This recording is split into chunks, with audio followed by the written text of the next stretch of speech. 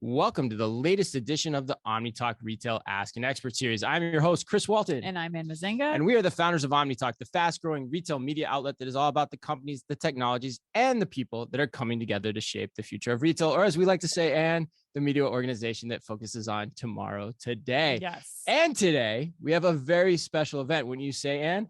Of course. This is one of the ones I've been most excited for, I have to say, for like ever since we talked about doing it, I've been super pumped to have this guest on today. Yeah, we first started talking about, I think it was in May. Mm-hmm. And that is that today we're going to look at some of the biggest retail bets of 2022 and how they're playing out with Placer.Ai's VP of Marketing, Ethan Chernofsky. Ethan, welcome to Omni Talk. Guys, thank you so much for having me. I'm excited to be here. Yeah, how long have we known each other now? 4 years-ish? I mean, yeah, it's closing in on that. It's almost about like a month after I got started here. Yeah, it's been a long time. We've been on your webinars a few times. This is your first time on ours. You know, are you ready for this? This is some big pressure on our side for you, you know? Yeah, it's a lot of pressure and I'm very nervous, but I'm going to do my best. You'll be great. He's got a new haircut and he's ready to go. He's ready to go. Only for this. I could have only for this, right? This is the only reason you cut your hair. Yeah. He's got hair and makeup standing by just in case we need any touch-ups during. So just don't look at the screen during that time when your general appearance was not involved in this at all. Your general day-to-day appearance. It was only for this webinar, this live event on LinkedIn. But before we get into the discussion with Ethan, just a quick reminder for those watching the early release of this interview live with us right now, feel free to ask your questions at any time via the chat session window on the right-hand side of your screen. All right, with all that out of the way. Yes, let's get started. Okay, but Ethan, before we get started, we know you well, but give the audience today a little sense of who Placer is and what it is about the data that you're collecting that makes it such a useful tool in our topic of today, like what the retail bets are. Sure. So Placer is a location analytics company. What that means very, very simply is people vote with their feet, and we're showing you how they vote across the United States every single day. And so very critically, it's not what people think they want to do. It's actual behavioral data. It's what's happening on the ground. Very critically, though, it is anonymized aggregate data. So we are leveraging a panel of over 30 million devices and then running machine learning and AI algorithms on top to make estimations. And we have over 1,500 customers across the US using the product every single day. Wow. Yeah, it's some pretty damn impressive data, which is why when I was first reading about it 4 years ago, I was like, I got to talk to Ethan. I got to get to know this guy and try to understand how it works and get to understand how we can use it for our business and analyzing our business. So, all right, well, let's get right to it. Let's not keep the audience in suspense any longer. This is probably the biggest tease we've ever done in the history of an Omni Talk event. But what is the first bet we're going to look at together today? What is one of the big bets in retail and how is it playing out, Ethan? So I think maybe the most exciting bet in retail and one of those highly talked about has been, what does Sephora mean to Kohl's? What does Kohl's mean to Sephora? Yeah. And it's one that we love a lot. Okay, why do you love it so much? So I think there's a few things that kind of come together here. So the first is, I think this shift of a brand like Sephora, who has been mall, major city oriented, kind of taking this plunge into the suburbs with a partner is super interesting. Mm-hmm. It's happened, by the way, the move itself is interesting. The fact that it's happening with a partner, even more so, because this whole idea of the store-in-store experience is something that we know is really significant for retail, not just in the case of Kohl's, but on the whole. So to watch this benefit that a Sephora can bring to a brand like Kohl's is really interesting. But then on top of that, we're looking at Kohl's maybe not at their moment of the most obvious strength, right? Sure. So this isn't the time where we're like, oh my God, well said. Kohl's is a world beater. Yes. And we're seeing the impact that Sephora can have where those locations with a Sephora in it are outperforming those without. And so it's a pretty dramatic impact in a time when the brand is not overperforming. So, Ann, you just visited this store, did. right? So provide some context here before Ethan goes into the numbers too. Like, what was your impression of it? Well, I would have to say, like the Sephora presence inside the Kohl's is pretty astounding. Pretty you palpable. Walk in, it's right there. It's large format. It carries most of the brands that you would see in your traditional Sephora. And I think the unique part of this, which I'm really interested to get into the data with you, Ethan, is, it's a Kohl's employee. It's a Kohl's transaction. It's not a Sephora transaction. Right. So I think that's something that I think clearly was deliberate on Kohl's part when they brought in this partnership. But I think that some of the numbers that Ethan might be sharing, I'm curious to kind of drill down a little bit more into them, because while it makes it seem as though Kohl's is seeing more business, I wonder like just how much the segmentation is what is Sephora versus what is the rest of the Kohl's experience. Because for me, that was lacking. That it was the same Kohl's experience. Yeah. Not, but a Sephora stuck in the middle. Right. Well, walk us through the charts, Ethan. Go into detail on the charts. What are they showing here? So what you're seeing is a year on the bottom left, you're seeing a year-over-year comparison for those Kohl's locations with Sephora's in them and for those Kohl's locations without. And you're seeing consistently, though the brand is again experiencing some challenges, you're seeing those locations with Sephora inside outperforming. The thing you're seeing on the top right, though, is the change in weekly visits to Kohl's also year over year. And what you're seeing is a recovery there as well. And so there's multiple things happening at once. And so on the one hand, I do think you're right. I think this is a Sephora coming in and kind of saving the day within the Kohl's experience. At the same time, I think there's a bunch of really important factors to remember on the Kohl's side. So firstly, if we look at a lot of these, let's call them middle lane brands. We take that kind of bifurcation of retail narrative, the middle is struggling. I think that's been exacerbated by the pandemics. And we think of, Gap as an example. We think Old Navy, a brand that we were talking about spinning off from Gap because it was so strong, getting really hammered over the last 2 years. I think this has been a tough period for those brands in general. And so to see the Sephora power is significant. But I also think we're forgetting that Kohl's sits in this really interesting place. So when we were hearing all the acquisition rumors, one of the big things was talking about Kohl's as real estate. How significant it was to have all these locations in the suburbs. And I think you're going to see that continue to be an asset over time, both for Sephora as it figures out what these locations mean, what the suburbs mean for their brand moving forward, but also that Kohl's still has a whole lot that it's operating with from a position of strength that we're not giving it credit for because we're comparing it to its days of yore. Right. So my takeaway net, and love for you guys commentary on this too. My takeaway is net from the data that you guys have, which is really powerful data, like we said at the outset. It looks like the locations that have a Sephora in them so far are not vastly, but definitely outperforming the locations that don't. To the tune of looks like 200 to even 500 basis points, in any given month. But the question that remains is really, is it going to be enough, right? Is that trip driver of Sephora into the Kohl's store going to be enough to basically help the Kohl's brand over the long run? I personally am skeptical of that. I know, and I'm curious what your thoughts are. Yeah, I mean, I think that you have a good point about it's going to learn, even talking about, with this increase in traffic that Ethan's showing here, we are going to see more activity in the suburbs and what that Sephora experience needs to be.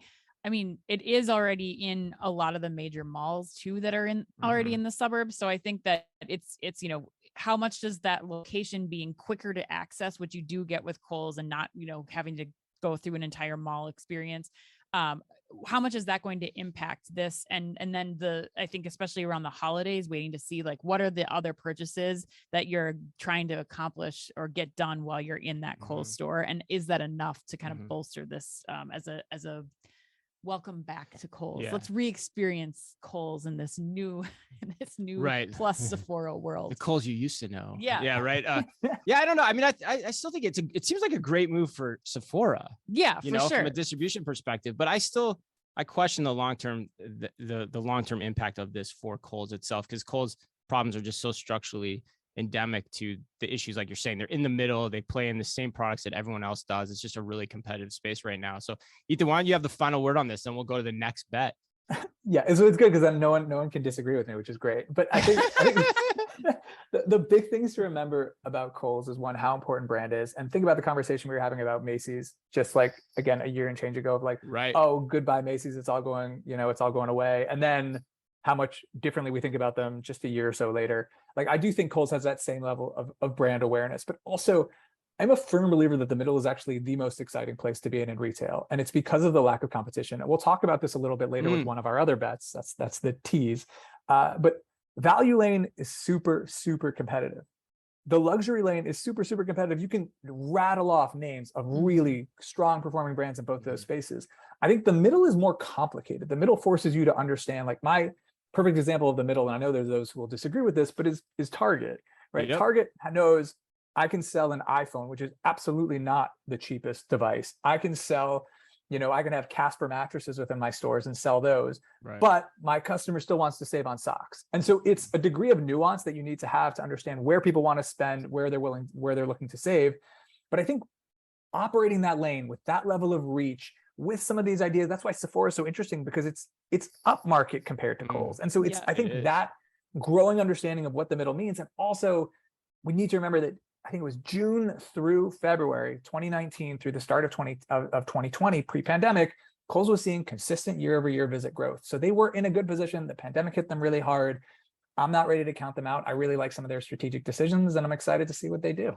Yeah, that's really interesting. And like the part that I think is interesting about what you said too is the differences now versus 10, 15 years ago are that the experience matters around what you're doing too. So you can put Sephora in there, you can put Ulta in there in the case of Target, but how you augment that with different omni-channel technologies and capabilities is really key. And that's where I think, honestly, Kohl's continues to struggle for the most part in terms of bringing that into that next generation and to tap into that next generation of consumer that wants it a certain way or wants to shop a certain way. That's where but Kohl's did those types of things 10 or 15 years ago for, I think, really our parents' generation, right? And for the most part, but that still seems to be lacking. But anyway, all right, Ethan, let's keep going. Let's go on to the next one. What's next? All right, next up is Amazon Fresh. So Amazon's, most recent foray into grocery, after Whole Foods, after Amazon Go, was Amazon Fresh. And it was, I think, a really exciting launch. I think we've seen some really interesting things since they've launched.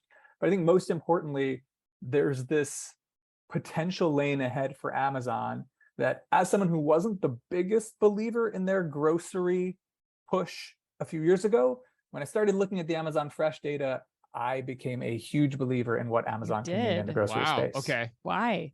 Explain. So I didn't love what was happening with Whole Foods. I felt like Whole Foods, totally different.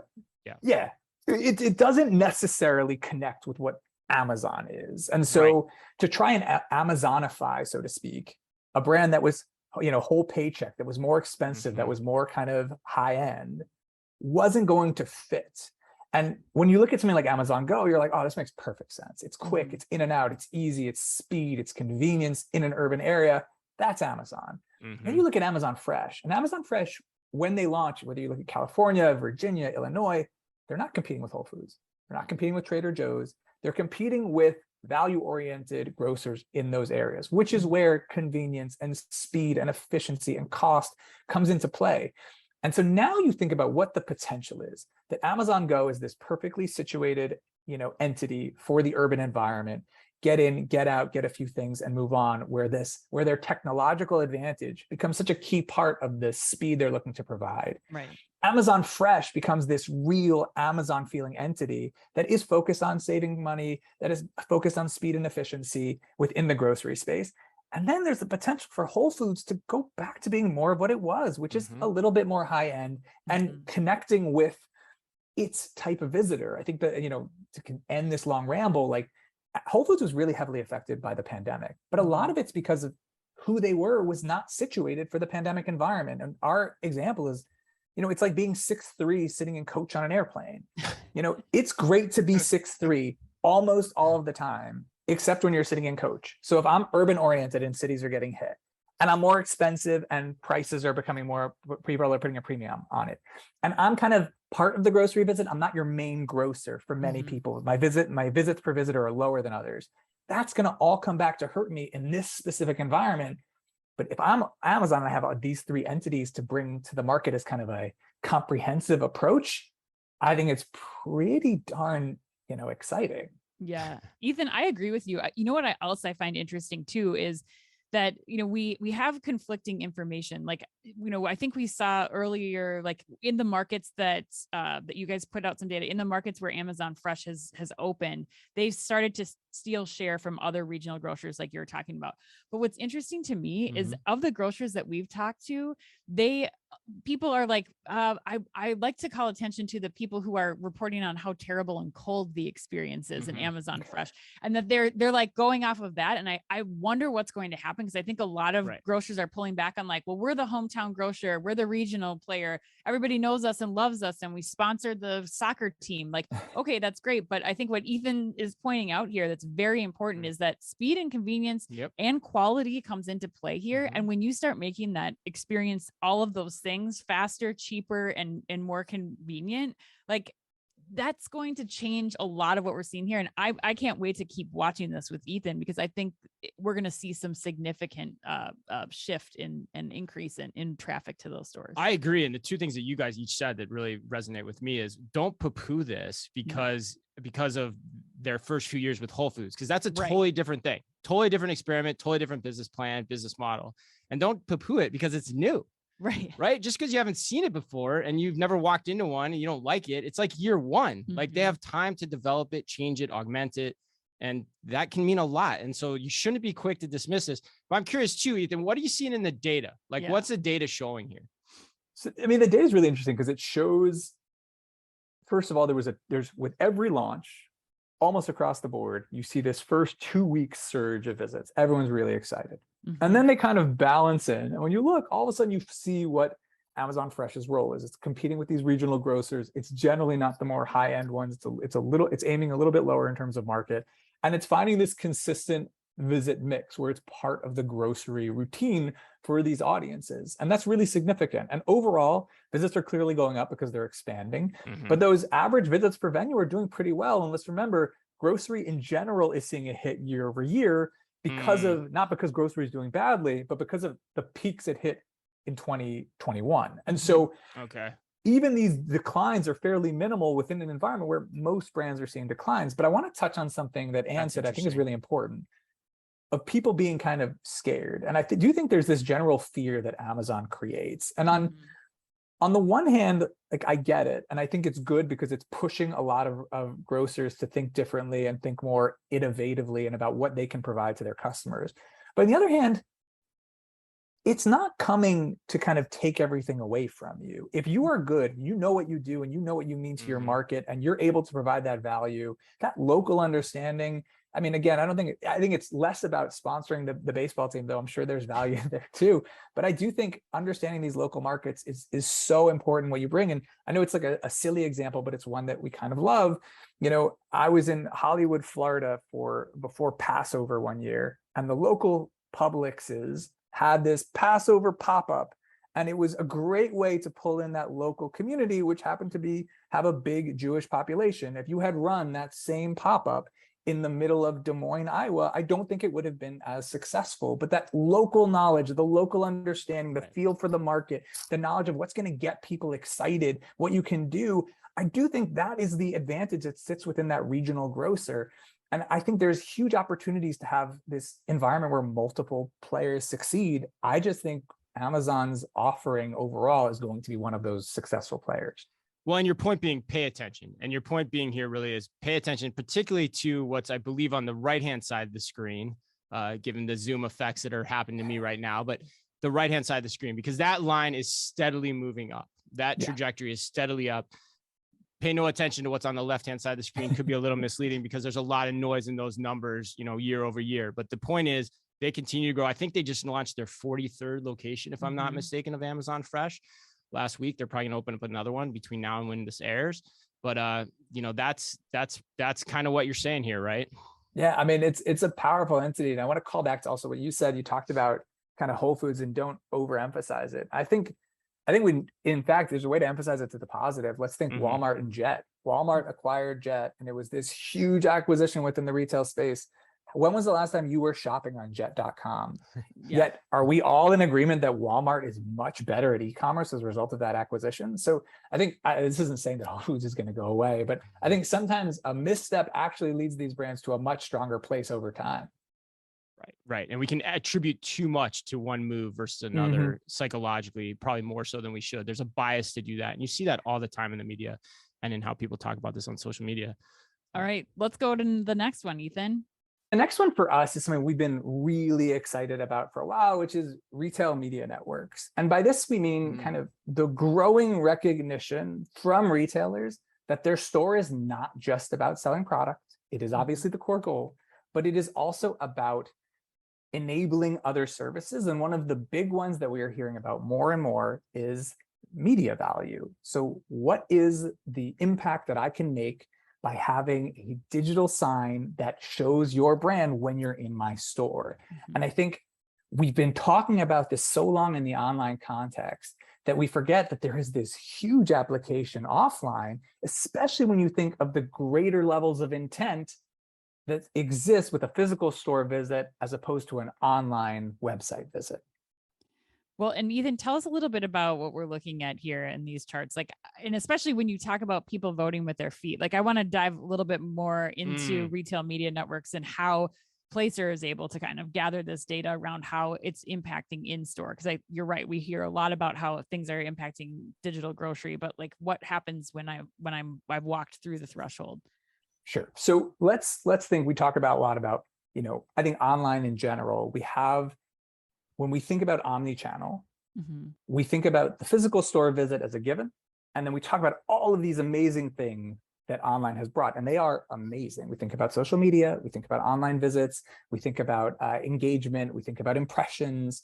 We're not just talking about sales, right? That's not the only thing that we pay attention to. I don't think we ever did that for physical stores. We kind of said, all right, well, the only thing that matters is sales, forget all of these other values. And now there's this shift where we're starting to apply that same lens and comprehensive approach that we bring to the way we view online, offline. And why does this matter? So look at, on the graph in your bottom left, you have online visitors in the purple and offline visitors in the yellow. And you can see for Walmart and Target, and these are unique monthly visitors. So this is not overall visits, this is uniques. They dramatically outpace what they do online, offline. And now you add to that, what's the value of an offline visit versus an online visit? Again, doesn't make the online visit unimportant. It doesn't reduce how significant it is for the growth here. But when I go in a store, my ability to potentially be upsold. So I'm there, I'm walking through the aisles, I need to get chips and a drink.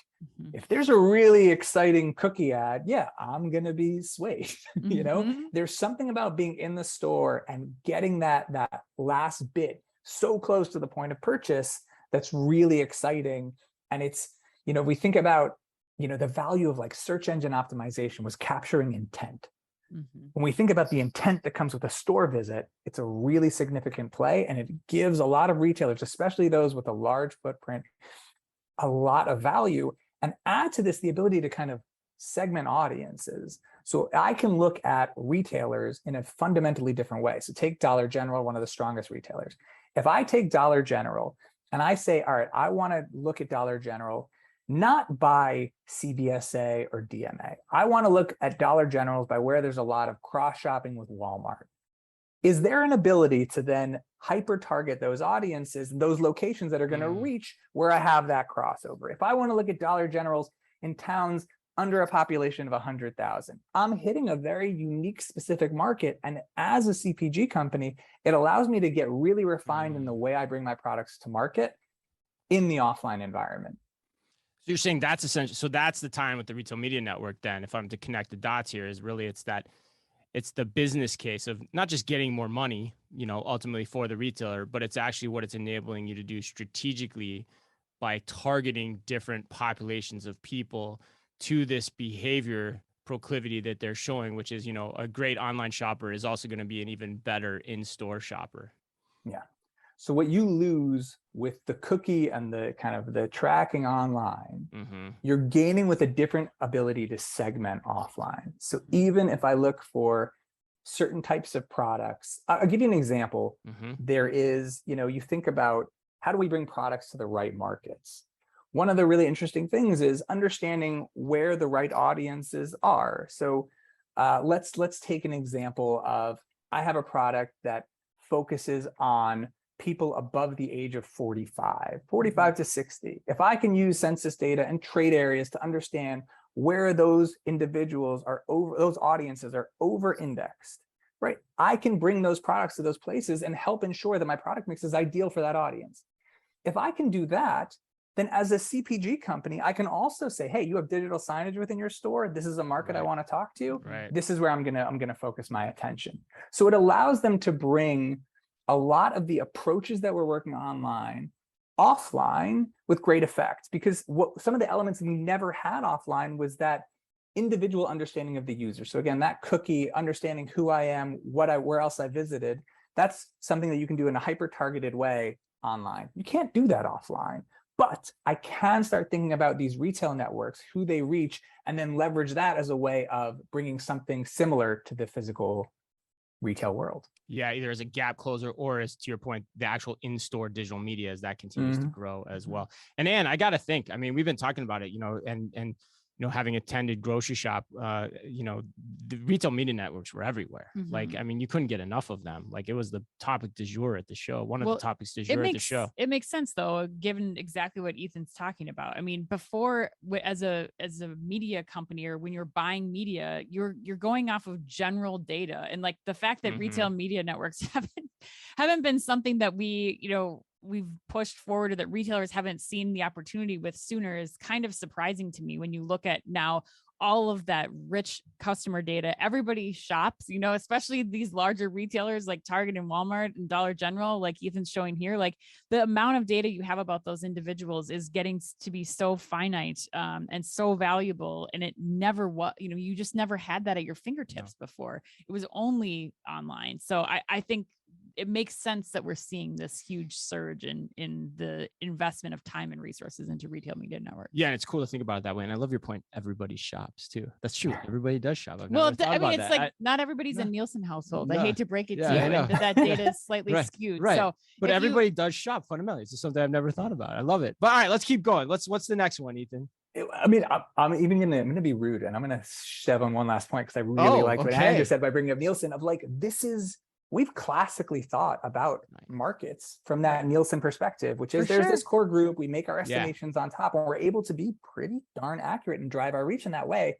Leveraging stores for that, the power that the stores bring, that same approach can be super valuable. I mean, I think the data is going to unlock that Nielsening for the retail media network. Yeah, especially when you think about like the out of home stuff. Like, I just think about what Ethan's able to provide now, what Placer can provide for a retailer. Like, out of home, you're like an estimated 100,000 people drive by your billboard and may have seen it at this time of day, between this time of day. And now Ethan's like, actually, I can tell you there's 100 people that walked in from 8:42 to 8:44 and this is what they saw. So it shows exactly what Ethan's talking about, just about how specific you can get with this data. Damn, girl. Nice. Okay, Ethan, let's go to the next one. All right, the next one is kind of the digitally native brick and mortar wave. And I really like bringing this one up because I mean, my favorite thing is when we start to turn on an idea, especially when it's too quickly. So we were all, and I say kind of we as like the wider group focused on retail, everyone was like so excited about digitally native brands coming offline. And then we saw a couple of rough earnings reports and we were like, actually, is it such a good idea? All these brands have no idea what they're doing. And I think it's a really important moment to say, no, they do. It's really early in the process. Brick and mortar retail is new and it's difficult. And there's something really exciting about these brands in particular. And then you think about like an Allbirds, where we're showing that kind of change of visits in that top left, where visits are consistently growing, they're getting bigger, they're grabbing more audience. But also because these brands come from online, they're very data oriented. And as a result, they're bringing different types of approaches, different types of expectations to the brick and mortar world. And so it might not be seamless to start, but I have a lot of faith in their ability to continue to grow and evolve. Also, there's the excitement component. And so, we're showing you on the bottom right, this is visits compared to the daily baseline from September 1st, 2021 to September 4th, 2022 for the American Dream Mall. September 4th, that is not Labor Day. That is the day before Labor Day. Yes, very exciting. But why did visits surge so much? Because on that day, Mr. Beast, the YouTube star, launched his Mr. Beast Burger restaurant. It is incredible to see what the combination of digital reach and a physical location can do when harnessed properly together, what it means for that location. If you were a retailer at the American Dream Mall, how much were you clapping for the launch of a burger place? And I don't think you were necessarily noticing in the past. And I think that's the other exciting element here. We are not seeing digitally native brands just opening up their own stores. It's the pop-ups. It's the integrations. It's the experiential components they're launching in the middle of a mall. This is why things are so exciting, because there's so many ways for them to reach or to leverage the offline retail environment, and it's going to bring a lot of benefits to the wider ecosystem. Ethan, what are you seeing? I mean, is this consistent across the board? I mean, Mr. Beast, I feel like is a great example of like, yes, there's a huge following behind that, but like, I mean, what should the expectations be of like Allbirds opening up in our, you know, your city near you, like or Warby? Like, are we? How can we like temper our expectations a little bit? So one, I think you're absolutely right. Not everybody is Mr. Beast, but the first place I ever saw this was we were speaking to someone at a conference, and they asked us to pull up the South Coast Plaza Mall in California, and we saw these year-over-year declines, and we were like, oh, I guess it's not doing that well. I was fairly new to CRE. I didn't really understand kind of the retail real estate market. And the woman we were talking to, oh, no, it's not a decline. It's the year prior Kim Kardashian had her pop-up. And so what you're seeing is the fall off from this massive peak that Kim Kardashian, having a store open for a few months, had created. Okay. And so I do think, obviously, these are the outliers in terms of massive buzz. But when you look at what kind of Warby means to these locations, I think it means a lot. One, it's a more differentiated audience, right? So there's more people, there's more brands that you can leverage if I'm a mall owner who can bring excitement, something new to a space. Two, it creates more optionality, right? So there's this idea that as I'm trying to create my ideal tenant mix, I now have more options to choose from to create the best thing for my customers. But for the retailers, it's also really exciting because of the breadth of things that they can do. So we spoke with one retailer who was a digitally native brand who was bringing stores into malls, and they said just the eyeballs alone will pay for the project if we never sell an item, because acquisition online is getting more expensive, because they can figure out the right audiences, because they can provide other services, even just engaging with customers. You know, the CEO of Allbirds said it on a panel with, you know, the Commercial Observer, 50%, 150% uplift when customers had visited a store before coming online versus just coming online. Mm-hmm. So there is this wider element of value you get without even pushing product from the stores, returns, logistics, the marketing value. So I think this is a hugely significant element, not just for the retailers, but for the landlords as well. And that's going to drive a lot of momentum here.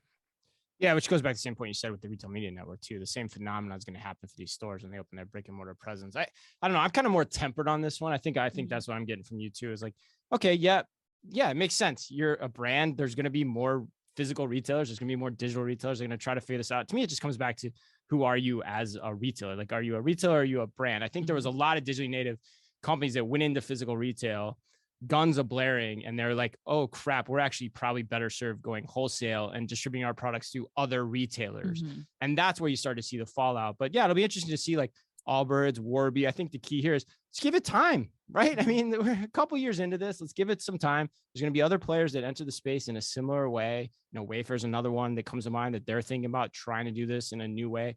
Lots of thoughts on that, which we won't get into, but I mean, that's kind of my take on this is like, and that's what I'm hearing from you too, Ethan, and I'm guessing you're kind of on the same page as me too, is like, let's just give this time.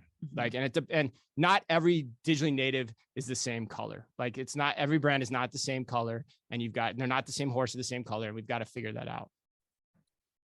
Agree completely. And your wholesale point is also really important it kind of got caught in this. Even, by the way, let's think about store in stores, like Casper, something we brought up earlier. Like there's some really exciting ways to go into brick and mortar that don't require you to have your own location. There are ways you don't necessarily need 200 stores like a Warby. Maybe you have 5 locations that you run through a group like Leap, which is like super exciting by running these kind of first locations. I think there's so many approaches, even pop-ups. There's so many approaches to brick and mortar retail. Every brand needs to find their ideal mix, but I think we're in this testing wave of like, all right, what does that mean? What should we try? There's going to be things that don't work. There's going to be things that work really well. But we shouldn't confuse a testing period for like a fully baked industry. Totally. Ethan, let's go on to the next trading down. Oh, trading I want to down. talk about this one. So this is an interesting one. So we see brands that are doing really well, right? So we have like the Aldi's and Lidl's, and a big part of their, and by the way, Dollar General, we kind of include in the same conversation. There are others, Big Lots that fit within 2, Five Below, of rapid expansions, but they're also all operating kind of the value lane of their sector, right? So there's a few things that are happening simultaneously. So one, you see these visits up because there's just more location. Visits per venue are doing pretty well, but they're along with industry standards as opposed to overall visits, which are way up because you have more spaces. But the interesting thing too has been in a tough economic environment still favors somebody, right? So, you know, again, we all shop, right? This, I think maybe that's how we title this. Everybody shops. Everybody shops, right? And so the question is just, where do you shop and what channel do you use to shop there? And so I think when kind of the dollar is a bit tighter, there are those who are going to say, I wonder if I could save a bit of money by going to Dollar General instead of the place that I would have normally gone. And now the real question is, who has succeeded in the last few months when we have seen clear evidence of this trading down phenomenon? These brands have outperformed their more regular priced competitors in kind of a year-over-year basis. Who has succeeded in pushing themselves into that retail mix? So if before I never went to Aldi, now am I going to Aldi once or twice a month? If so, huge win for Aldi. If Aldi obviously became the #1 grocer, even better. But who kind of grabbed visit share and market share that they didn't have before? I think that's a question we're only going to know down the road, but it's a really interesting one to speculate about. Yeah, I agree. Especially when you think about, you know, how what I imagine we'll see more of how the promotion and loyalty programs that a lot of grocers especially are instituting now to help make up for this area of like, you don't have to trade down. You can still, you know, we'll give you a loyalty program. We'll give you more discounts. We'll get you inside, like how that impacts these numbers too, as we kind of go forward in the next few months, Ethan, to see like, is it just consistent? I go to Aldi all the time because I know it's going to be the best deal all the time, or Costco or BJ's or something like that too. So now that you're saying the trade down is real, Yeah. like that's really happening. The question is who's going to win the space, and looks from the data that Aldi's doing a pretty damn good job of it from the get-go. Is that the right interpretation, Ethan? Yeah. So it's, as with any kind of, it's always important to use multiple metrics. So obviously we're not showing you every data point on Aldi, but there are lots of things happening. So I'll give you my favorite example from the grocery space is if you look at grocery visits at the category level year over year, visits are down. If you look at the same sector, and this is in July and August, if you look at July and August compared to 2019, they're up, and they're up more than they're down compared to 21. So, you know, we have to remember context here. And the example we love to give is, or the kind of the metaphor, I guess it is, you know, LeBron James scores 31 points a game one year, and the next year he scores 28 points a game. 31 points was fantastic. It was amazing. 28 points is still amazing. It's just not as good as 31 points. So we need to remember that some of these sectors that are seeing slight declines, it's not because they're doing anything wrong, and they're up against where they were in the past, and vice versa. We see some brands in some sectors really surging, but it's not like that, you know, everything is golden. It's just you're comparing it to a weaker position. So I think I really am fascinated by how much visit share shifted, because I think there is clearly a place for Aldi and Lidl in the market, and there's clearly a place for grocery outlet in California and other places, and kind of their equivalents in different locations. The question is it going to move the needle for others? So we've seen Publix do pretty darn well, even though there are really good value-oriented grocers in their area. The same for Albertsons, the same for Kroger. And one of the other elements, by the way, we talked about private labels. I mean, Kroger just announced that their private label had grown significantly. And, you know, I think the first time you get your off-brand Cheerios, you're like, oh, can I do this? Like, is this going to be weird? And you're a little bit awkward about it. But then if it was good, you're like, all right, sometimes I'll get off-brand, you know? So I think that we're going to see that type of experience in the store. We're going to see it when choosing different stores to go to, but the long-term effects will only become clear a year from now, even more. Nice. You are Mr. Analogy today, by the way, too. Like I've never seen you drop so many analogies, but they're all very good, very helpful. All right, Ethan, let's close up with this. Maybe give us, we've gone through the kind of the 5 biggest bets that you've seen play out, how some of the early data that you're seeing on those. what are maybe we'll spend like 3 minutes in closing. That feels like the right amount of time, especially given, how long this session's been running to thus far. What are some other things that are on your mind? What are some other juicy tidbits that you want to share with us? So I'm going to bring together two as a closing, right? And it's my holiday expectation, but it's also my big retail lesson of 2022 thus far. And granted, we have a few months to go, so this might change. Anyone big lesson, right? I think malls are more fascinating now than they've ever been, and it's because they are changing, right? If we think about what we think of, let's go back in time, right? It's mid 2019. We're obsessed with the retail apocalypse narrative. Saying the US is over malled gets you a big round of applause and everyone nods in agreement, right? What was really happening at that same time is top mall owners across the country were in the midst of making a shift where they were recognizing that they were too focused on apparel. They were too not focused enough on experiences, entertainment, food and beverage, and all these other elements, and that they needed to make a change, and those changes started to get made. And what we saw and what we're seeing now is actually the mall sector perform a lot better than we would expect. So if we think indoor malls were down, 3% year over year in July, they were down 4% in August, again, compared to a really strong 21. But clothing and department stores during that same period were down much more. And usually malls are very dependent on clothing and department stores. So what's happening? They're shifting their focus. They're focusing more on health tenants, on fitness tenants. They're focusing on experiences. They're focusing on Tesla setting up a location within a mall, which obviously didn't make sense 10 years ago, but now it's super cool. All of these things are happening and the mall is changing as a result. But the really cool thing here is not just that top tier malls have the chance to change, but if top tier malls have more options, think about all these digitally native brands, all these folks who are trying to get into mall, they have more options on the apparel they can fill. There's less apparel as part of the mall. There is a waterfall effect here that could bring more value to B-class malls, probably not beyond that, but in that B-class mall range. Good clarification. Let's not talk crazy to get some of these apparel players who all of a sudden don't have the number of homes they need in those top tier malls. So I think what's cool about this is we're seeing the positive results of change made years ago. And if we look into the future, there's this potential for this really positive waterfall effect as well. All right, Ethan. I mean, I guess we're going to have to wait and see on that one. Chris and I were at the mall together last night, and my God, do I hope you're right. Yeah, God, yeah, it was dicey, Ethan. It was dicey. I'm looking forward to when we do this. What is it, 2024? We'll schedule 2022 fours now. And this will be 2 years. This is the opening topic. I'm in. 2 years to pull out this bet. Yes. All right. Well, Ethan, we want to thank you so much. This was so amazing and insightful. If people want to get in touch with you and learn more about Placer, how they can add insights like these that you've shared with us today to drive their businesses, what is the best way for them to do that? So first, just head over to our website at Placer.AI. You can check out we have a free version of our premium product. We also have a section called The Square that is the home to our free tools. So please check that out. If you're interested in getting in touch with us, shoot us over an email to ideas@Placer.ai, or if you want to talk to me, I'm at Ethan@Placer.ai. Excellent. Thank you so much, Ethan. Thanks to everybody for joining us live on LinkedIn. That wraps us up. Thank you, Ethan Chernofsky of Placer.AI, for sitting down with us today. And as always, on behalf of all of us here at Omni Talk, be careful out there.